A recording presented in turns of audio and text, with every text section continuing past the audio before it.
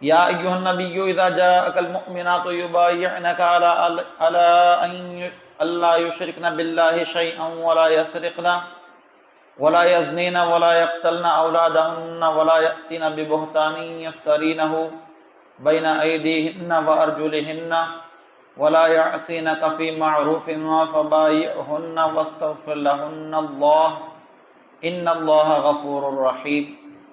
اے نبی، جب تمہارے حضور مسلمان عورتیں حاضر ہوں اس پر بیعت کرنے کو کہ اللہ کا شریک کچھ نہ ٹھہرائیں گی، اور نہ چوری کریں گی، اور نہ بدکاری، اور نہ اپنی اولاد کو قتل کریں گی، اور نہ وہ بہتان لائیں گی جسے اپنے ہاتھوں اور پاؤں کے درمیان یعنی موضع ولادت میں اٹھا کر لائیں، اور کسی نیک بات میں تمہاری نافرمانی نہ کریں گی، تو ان سے بیعت لو اور اللہ سے ان کی مغفرت چاہو، بے شک اللہ بخشنے والا مہربان ہے۔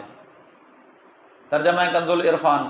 اے نبی، جب مسلمان عورتیں تمہارے حضور اس بات پر بیعت کرنے کے لیے حاضر ہوں کہ وہ اللہ کے ساتھ کسی کو شریک نہ ٹھہرائیں گی، اور نہ چوری کریں گی، اور نہ بدکاری کریں گی، اور نہ اپنی اولاد کو قتل کریں گی، اور نہ وہ بہتان لائیں گی جسے اپنے ہاتھوں اور اپنے پاؤں کے درمیان میں گھڑیں، اور کسی نیک بات میں تمہاری نافرمانی نہ کریں گی، تو ان سے بیعت لو اور اللہ سے ان کی مغفرت چاہو، بے شک اللہ بہت بخشنے والا بڑا مہربان ہے۔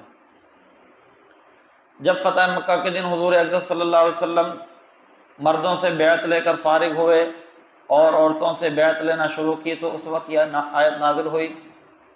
اس کا خلاصہ یہ ہے کہ اے حبیب، جب مسلمان عورتیں آپ کی بارگاہ میں اس بات پر بیعت کرنے کے لیے حاضر ہوں کہ وہ اللہ تعالیٰ کے ساتھ کسی کو شریک نہ ٹھہرانے پر قائم رہیں گی، چوری نہ کریں گی، بدکاری نہ کریں گی، اپنی اولاد کو قتل نہ کریں گی، کسی کے بچے کو اپنے شوہر کی طرف منسوب نہ کریں گی، اللہ تعالیٰ اور اس کے رسول صلی اللہ علیہ وسلم کی فرمانبرداری کرنے میں آپ کی نافرمانی نہ کریں گی، تو ان سے بیعت لیں اور اللہ تعالیٰ سے ان کی مغفرت چاہیں، بے شک اللہ تعالیٰ بخشنے والا مہربان ہے۔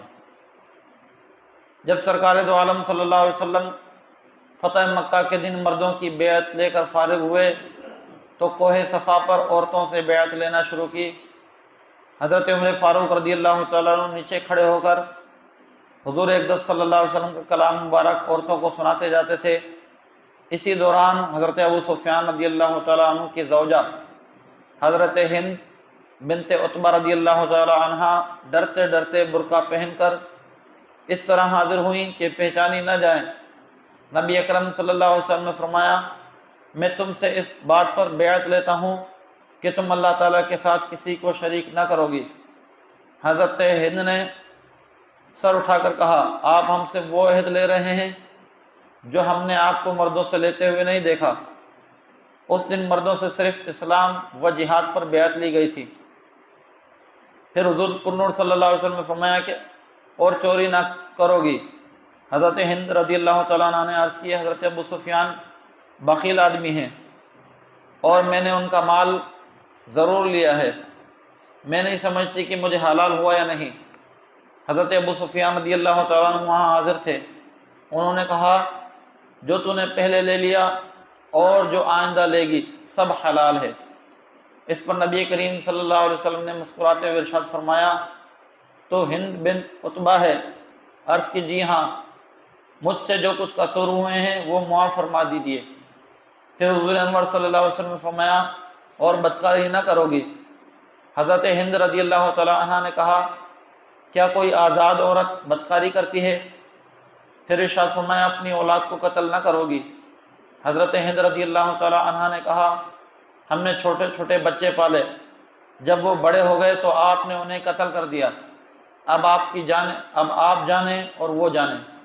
حضرت ہند رضی اللہ تعالیٰ عنہ نے یہ اس لیے کہا کہ ان کا لڑکا حنظلہ بن ابو سفیان بدر میں قتل کر دیا گیا تھا۔ حضرت ہند رضی اللہ تعالیٰ عنہ کی یہ گفتگو سن کر حضرت عمر فاروق رضی اللہ تعالیٰ عنہ کو بہت ہنسی آئی۔ پھر حضور پرنور صلی اللہ علیہ وسلم نے فرمایا، اپنے ہاتھ پاؤں کے درمیان کوئی بہتان نہ گھڑو گی۔ حضرت ہند رضی اللہ تعالیٰ عنہ نے کہا، خدا کی قسم، بہتان بہت بری چیز ہے، اور حضور اقدس صلی اللہ علیہ وسلم ہمیں نیک باتوں اور اچھی خصلتوں کا حکم دیتے ہیں۔ پھر حضور اکرم صلی اللہ علیہ وسلم نے فرمایا کسی نیک بات میں رسول کریم صلی اللہ علیہ وسلم کی نافرمانی نہ کرو گی۔ اس پر حضرت ہند رضی اللہ تعالیٰ عنہ نے کہا اس مجلس میں ہم اس لیے حاضر ہی نہیں ہوئے کہ اپنے دل میں آپ کی نافرمانی کا خیال آنے دیں۔ عورتوں نے ان تمام امور کا اقرار کیا اور 457 عورتوں نے بیعت کی۔ عورتوں سے لی جانے والی بیعت میں تاجدار رسالت صلی اللہ علیہ وسلم نے ان سے مصافحہ نہ فرمایا اور عورتوں کو اپنا دست مبارک چھونے نہ دیا۔ حضرت عائشہ صدیقہ رضی اللہ تعالیٰ عنہ فرماتی ہیں اللہ تعالیٰ کی قسم بیعت کرتے وقت آپ کے ہاتھ نے کسی عورت کے ہاتھ کو مس نہیں کیا، آپ ان کو صرف اپنے کلام سے بیعت کرتے تھے۔ بیعت کی کیفیت میں یہ بھی بیان کیا گیا کہ پانی کے ایک بڑے برتن میں سید المرسلین صلی اللہ علیہ وسلم نے اپنا دست مبارک ڈالا، پھر اسی میں عورتوں نے اپنے ہاتھ ڈالے، اور یہ بھی کہا گیا کہ بیعت کپڑے کے واسطے سے لی گئی تھی اور بعید نہیں کہ دونوں صورتیں عمل میں آئی ہوں۔ اس آیت سے 4 باتیں معلوم ہوئیں۔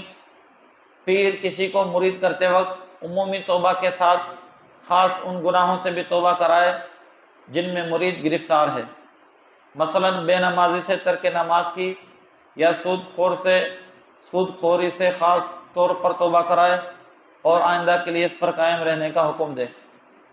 پیر کو چاہیے کہ بیعت لینے کے بعد اپنے مرید کے لیے دعائیں مغفرت کرے کہ اے اللہ عز و جل اس کے گزشتہ گناہ بخش دے۔